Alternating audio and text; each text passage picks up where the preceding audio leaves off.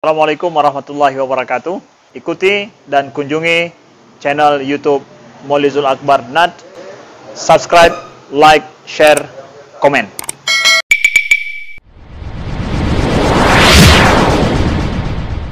Assalamualaikum warahmatullahi wabarakatuh. Alhamdulillahirabbil alamin.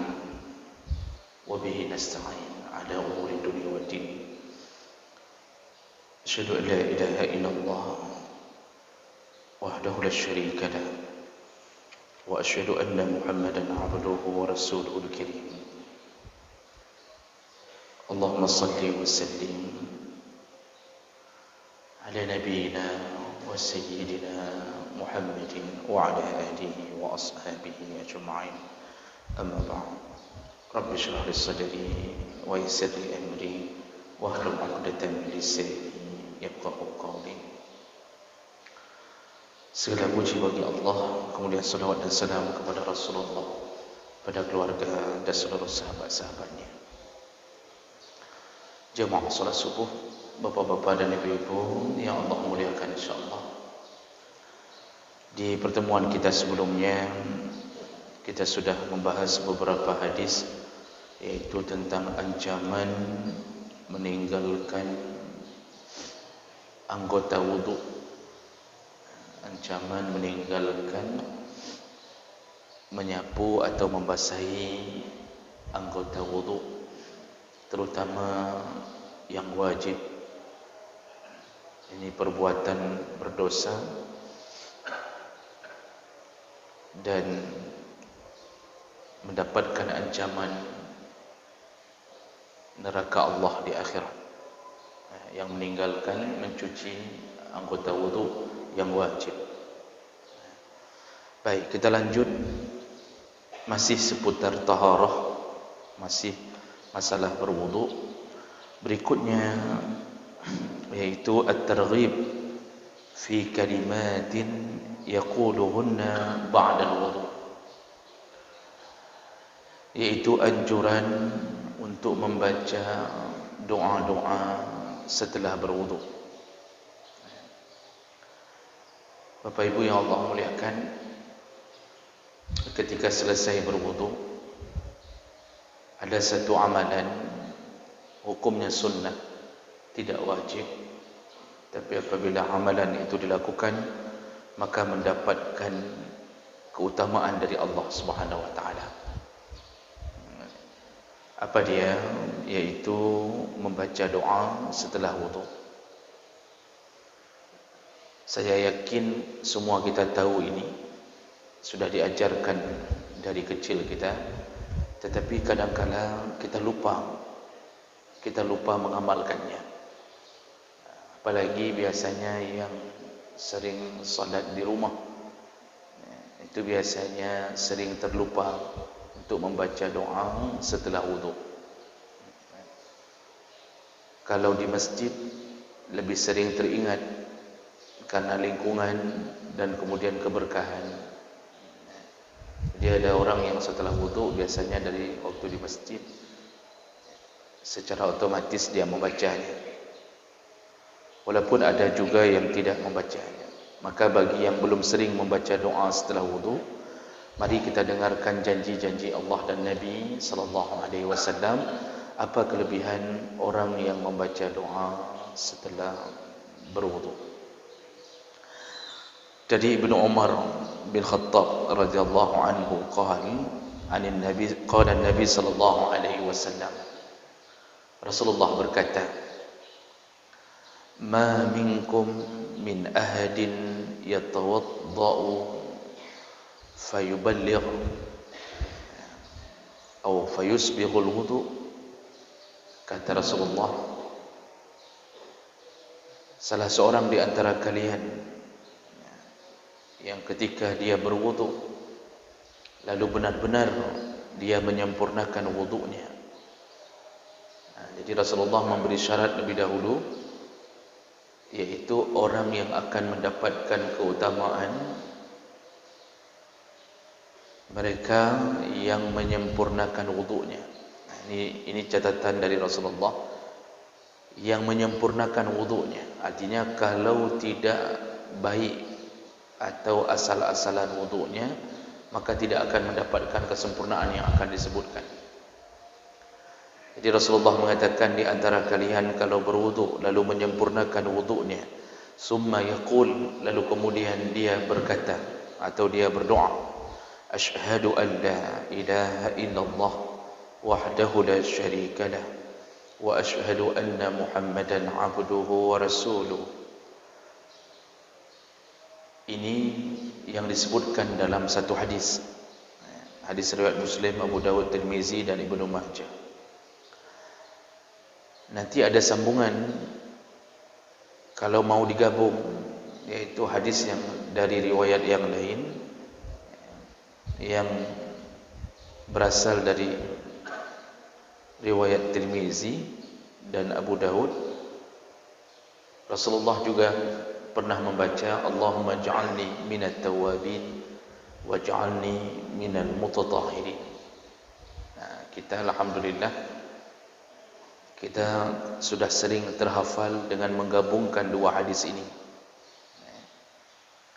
Jadi yang kita baca selama ini itu bukan dari bunyi satu hadis, tapi menggabungkan dua hadis. Hadis yang pertama tadi hanya pada sampai kalimat wa asyhadu anna Muhammadan abduhu wa rasuluh. Yang membaca sampai di situ pun Rasulullah melanjutkan kalimatnya, illa futihat lahu abwabul jannah as-samaniyah yadkhulu min ayyiha sya. Orang yang membaca doa tadi setelah memperbagus wudunya, lalu kemudian dia menyempatkan membaca doa yang telah disebutkan Nabi tadi, maka dibukakan untuknya pintu surga yang 8, lalu silahkan masuk dari pintu manapun. Jadi jemaah melakukan Allah, ini salah satu yang harus kita sambut gembira. Ternyata mengistiqamahkan diri membaca doa setelah wudu, dahsyat sekali pemberian Allah. Allah bukakan pintu surga yang 8. Maksud dibukakan pintu surga yang 8 bukan terjadi ketika kita membaca doa itu. Jadi bukan bermakna ketika habis wudu lalu kita baca doa itu langsung terbuka pintu surga. Tidak. Maksudnya doa itu bisa membuat kita masuk surga dari 8 pintu. Membukakan pintu surga, doa itu yang menyebabkan pintu surga terbuka untuk kita. Nah, kapan dibuka? Tentunya di akhirat.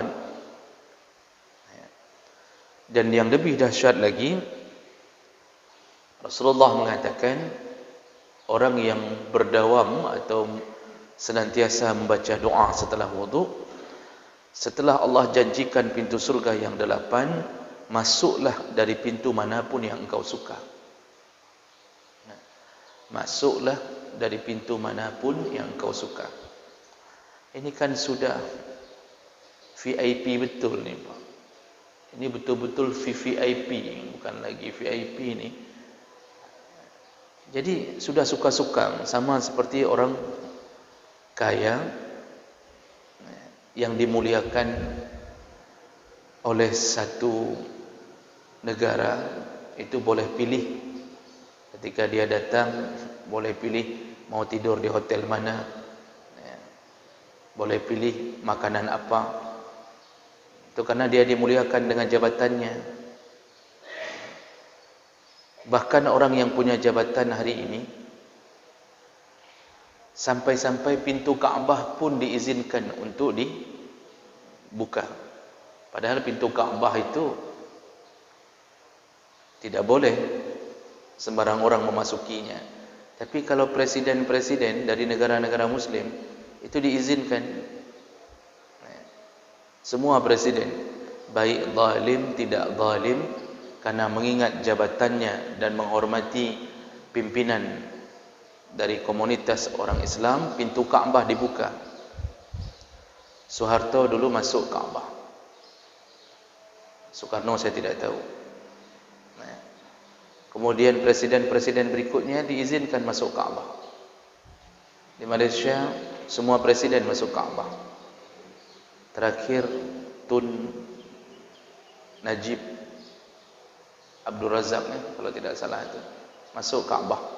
Setelah pulang masuk penjara. Itu mungkin hikmah kalau orang munafik yang masuk Kaabah pulang dimasukkan penjara karena Kaabah melaknatnya. Tapi intinya itu baru dapat jabatan dunia sudah diizinkan masuk ke area yang tidak diizinkan untuk orang banyak. Tapi Masya Allah, untuk membuka pintu surga boleh masuk dari pintu manapun, andalannya adalah bacalah doa setelah berwudu. Oh, long baca, tapi 3 ke, itu belum masuk kategori ini. Karena bahasa Nabi tadi senantiasa dia membaca setelah menyempurnakan wudu. Syarat pertama sempurnakan wudu, lalu dia selalu baca.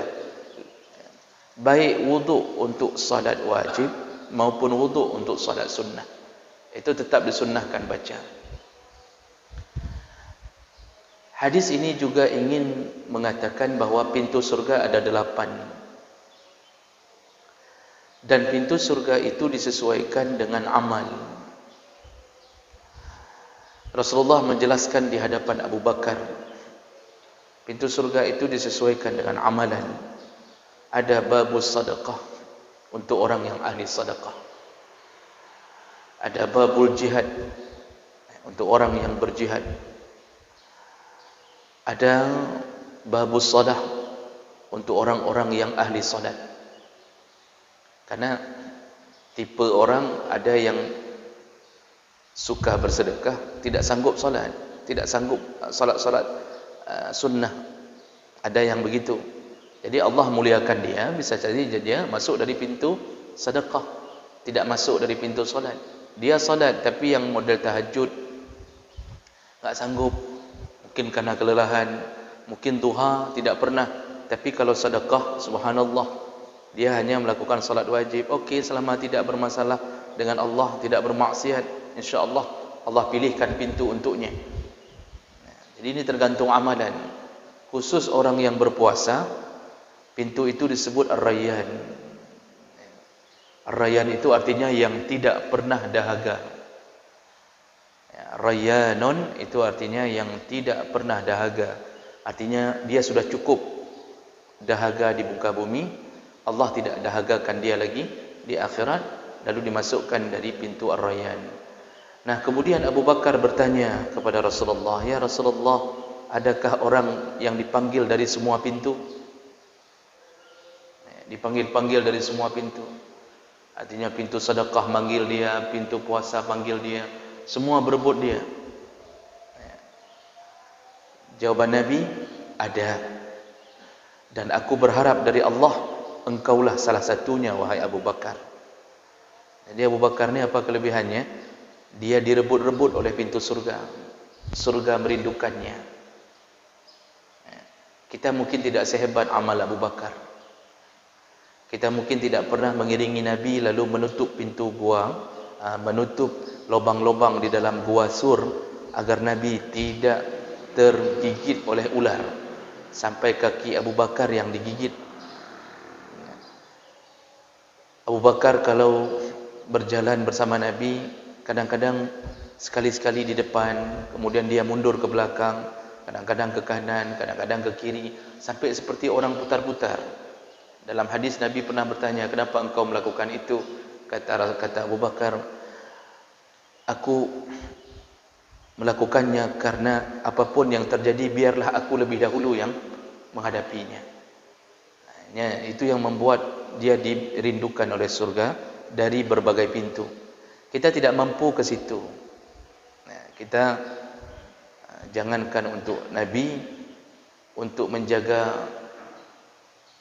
istri saja tidak mampu. Kadang-kadang istri dibawa ke pasar,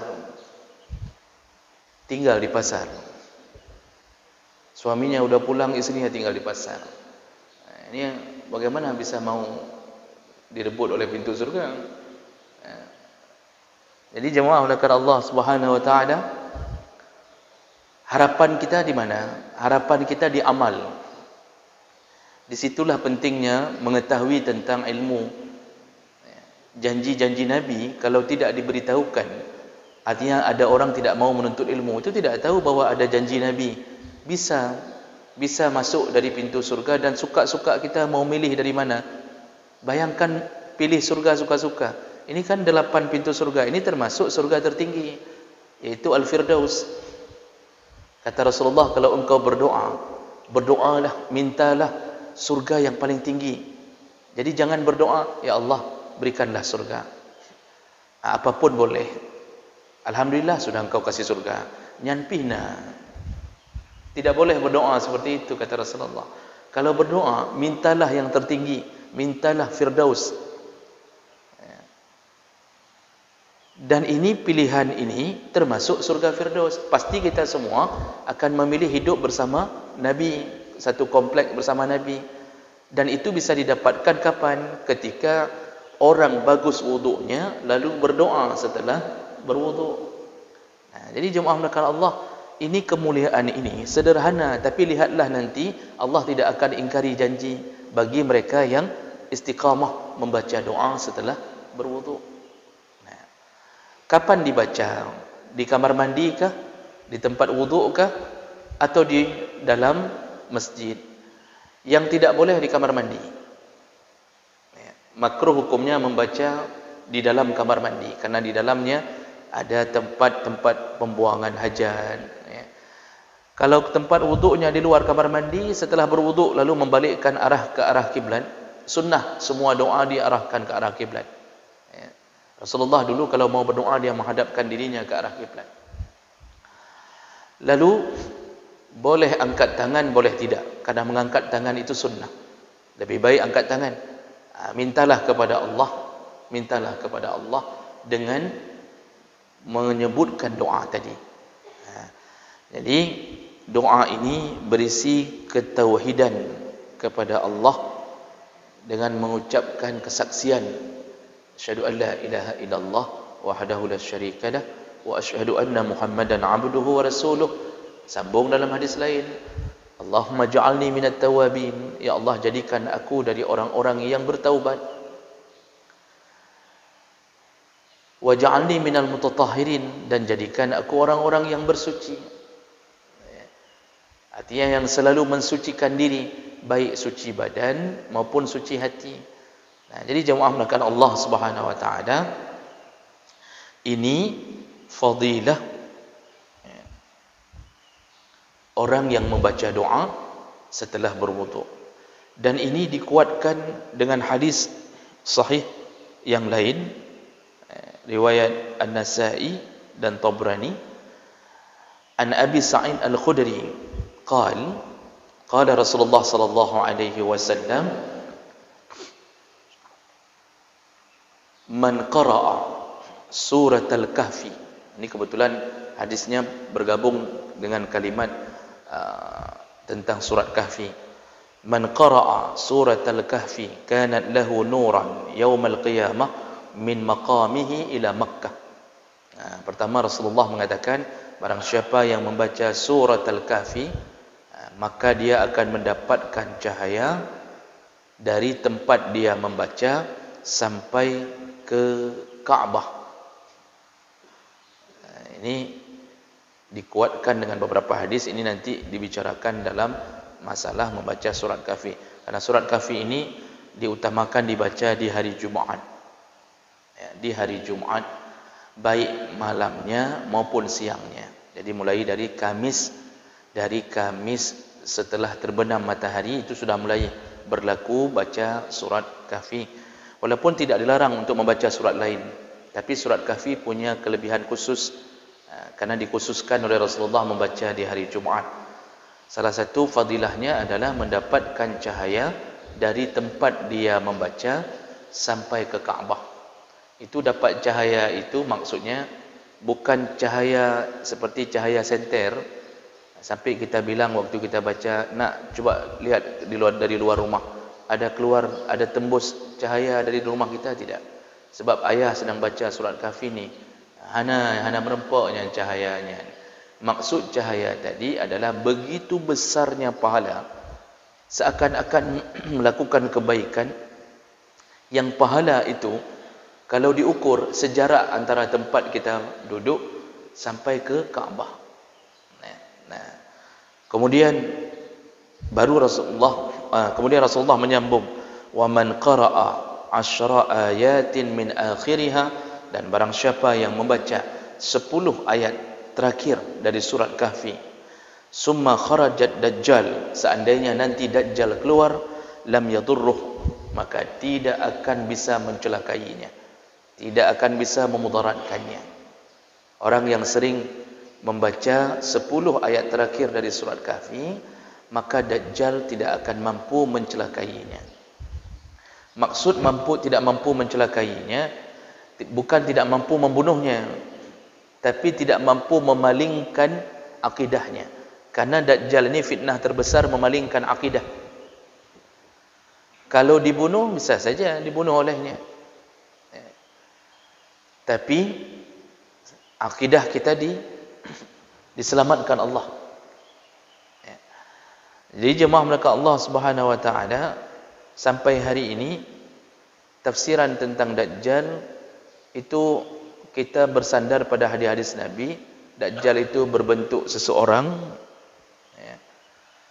matanya a'war, matanya buta sebelah, dan dia berkeliling-keliling dari satu dunia, dari satu tempat ke tempat lain. Dia berada di muka bumi cuma 40 hari. 3 tahun sebelum datangnya dia, Allah akan kurangi curah hujan. 2 tahun sebelum datangnya dia, Allah kurangi setengah. Tadi 1/4 dikurangi, Allah kurangi setengah curah hujan. Di tahun datangnya dia, Allah buat musim paceklik panjang, musim kemarau panjang. Sehingga ketika dia datang di tahun itu, dialah yang kemudian menyuruh langit untuk menurunkan hujan. Maka disitulah fitnah terbesar bagi kita, ujian terbesar bagi kita. Semua orang akan mengatakan sangnya Nabi, sampai bisa mengatakan ke langit turunkan hujan. Tiba-tiba hujan turun. Maka orang di situ terpesona. Lalu disitulah orang beriman yang selamat,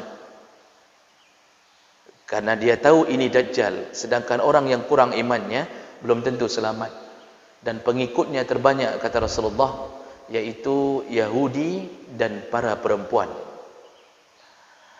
Kenapa para perempuan? Karena perempuan paling cepat terpesona. Jangankan ke dajjal, yang menikahinya hari ini pun, padahal penipu, itu tetap terpesona. Maka banyak isteri hari ini yang mengatakan, kupikir godan, rupanya jahat sekali. Dia terpesona karena dulu sering bawa bakso ke rumah, sering bawa martabak sebelum melamar, sering bawa indomie, macam-macam dibawa. Terpesona cepat sekali. Begitu menikah baru terasa rupanya tidak seperti itu. Habis menikah kriat, mati kriat. Bang beli bakso satu, nak mupu pajuh bakso. Itu banyak micinnya, jangan makan bakso. Dia makan di luar makan kantornya. Model kayak gitu. Makanya perempuan itu bukan karena perempuan menjadi kafir atau bodoh, tidak. Tapi tepat terpesona. Apa tidak terpesona? Lihat dajjal menurunkan air hujan, disuruh kepada tumbuh-tumbuhan tumbuh semuanya. Jangankan perempuan, binatang-binatang ikut dajjal. Yang selamat siapa? Yang mengetahui ilmu.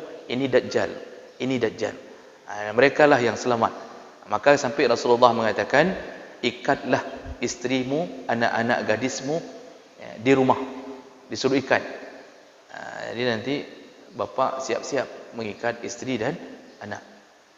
Jadi ikat itu maksudnya bukan disuruh ikat dengan tali, ikatlah dengan ilmu, ikatlah dengan agama. Kasih tahu, nak itu dajjal. Kasih tahu isteri, karena orang ada yang manggil isteri nya dajunya. Nanti isteri nyarut, alah cemburu ya. Padahal memang betul daju.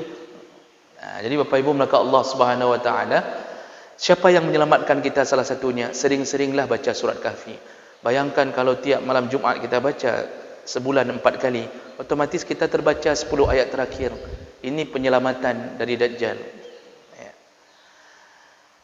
Baik, kemudian baru Rasulullah berkata, man tawadda'a wa man tawadda'a, dan barang siapa yang berwuduk.